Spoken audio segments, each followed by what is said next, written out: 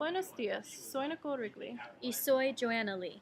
Hoy en programa 2 investigaremos el sistema de adopción en Guatemala, que tiene una historia intrigante, ¿sí? Claro que sí.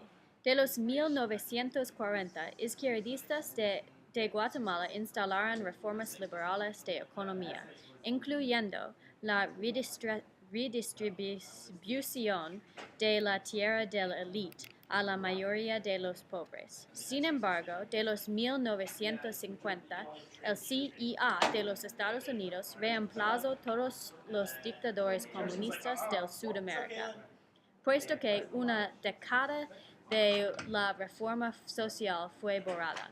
Los izquierdistas se enojaron. Este nuevo régimen se es acusado de violaciones de los derechos humanos. 200,000 se murieron durante la guerra y 40 o 50,000 desaparecieron misteriosamente. Ya que había miedo del comunismo, hubo muchos secuestros, asesinatos y torturas. Recientemente, en 2009, muchos líderes de Guatemala fueron sentenciados por genocidio y crímenes contra la humanidad.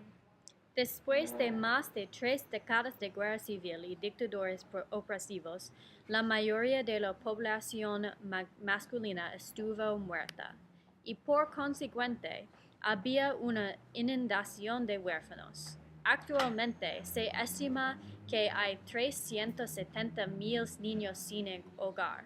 Sí, después de la guerra, Guatemala todavía no tenía la burocracia ni la infraestructura para buscar a familias nuevas por los niños.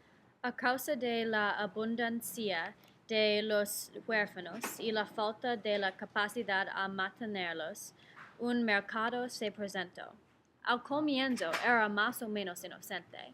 Se necesitaron empresarios privados que pudieran buscar familias por los niños, porque el gobierno no pudo. Y por un tiempo, habían más niños adoptivos de Guatemala que casi ningún otro país latino.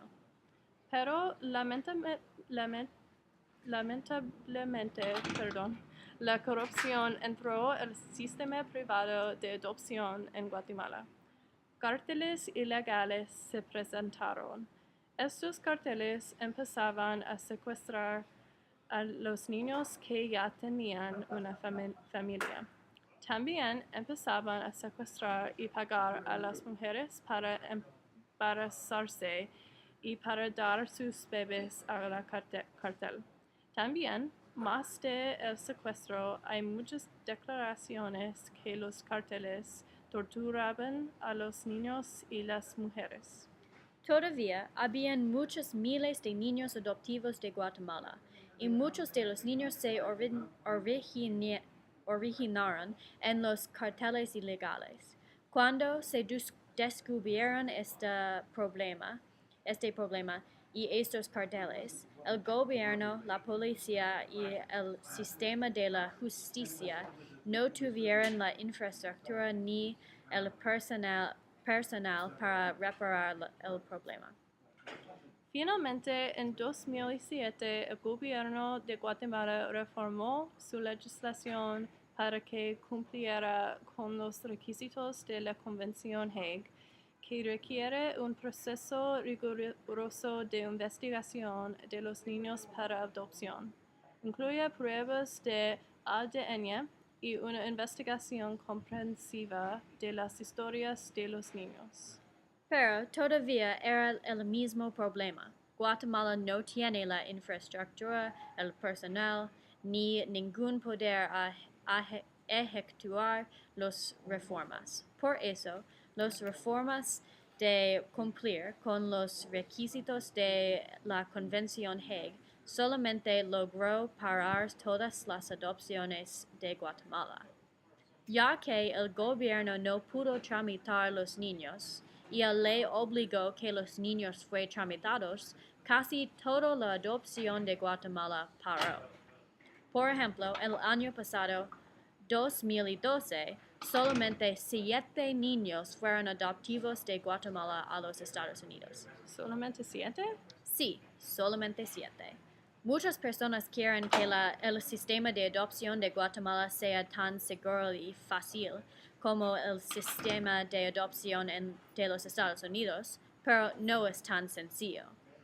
Los Estados Unidos pueden cumplir con los requisitos de la Convención Hague fácilmente, pero por Guatemala no es así.